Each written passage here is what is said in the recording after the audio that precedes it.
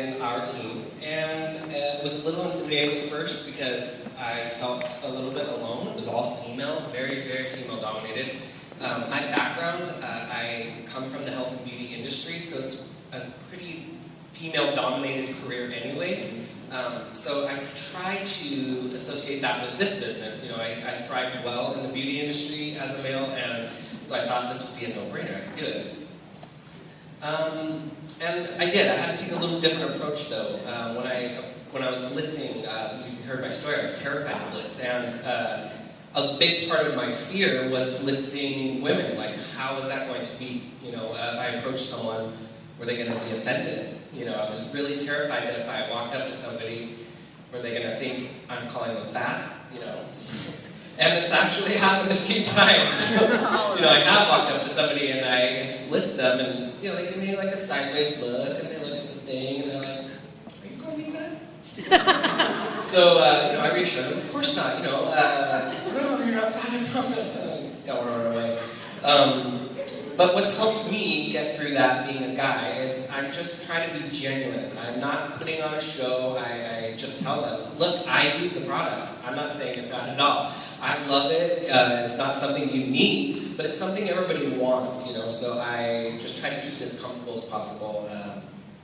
I also blitz men, so I have male and female blitz cards in my pocket all the time, so I can judge the situation, you know, how it's going to be. I don't know who I'm going to run into. What was I going to say? My background. So, being in the health and beauty industry gave me a little bit of a heads up on that. I had people, you know, sitting in my chair, so I had them captive for an hour or two, and I could go, you know, if you're sitting in my chair, pretty much, Don can attest to this, you're going to do what I'm going to tell you, right? I have you, I'm coloring your hair, so I'm going to throw a wrap on you.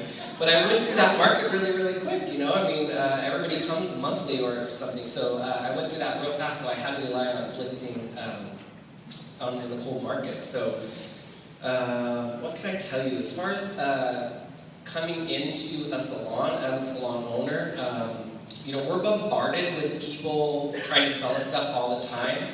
So the very first thing that we're going to think is, no, thank you. You know, I'm busy. Go away. A tip I would say, if you're going to approach a stylist or a salon owner, is go in and offer to wrap them for free. Don't try to make the $25 off of the salon owner, because we're super busy, especially if we work behind the chair and we own a salon. We don't have time. So if you can, you know, getting something for free, you know, everyone wants something for free. So if you wrap them for free, they're gonna, you'll get the foot in the door quicker, I think, than just trying to set up a time with them.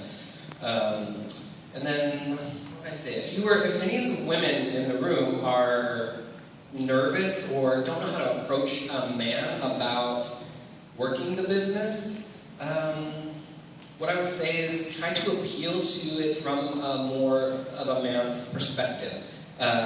You know, our opportunity, anybody can do this business. I wrap women all the time, I wrap men all the time. It's all in your approach. It doesn't have to be a female-dominated thing.